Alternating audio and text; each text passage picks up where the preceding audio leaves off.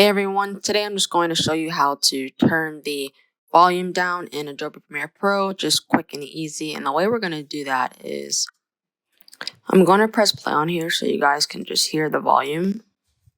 Hey everyone, so we have that. Now we just want to cut it down. And we have, if you see this line right here going up and down, basically we just want to take this and we want to drag it all the way down to the bottom and it'll make it completely silent.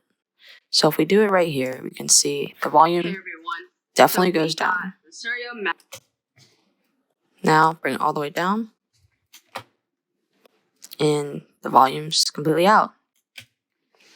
Now say that we want it just to do it on a certain part of the clip.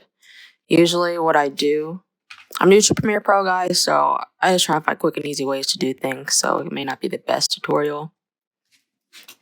I clip that, I'll take this little part right here, and we should have this. The shot comes. And the shot, it looks like you actually... You see how, for that quick second, that there was no volume whatsoever? So yeah, there's that, and hope you guys enjoyed it. It's quick and easy. Have a blessed day.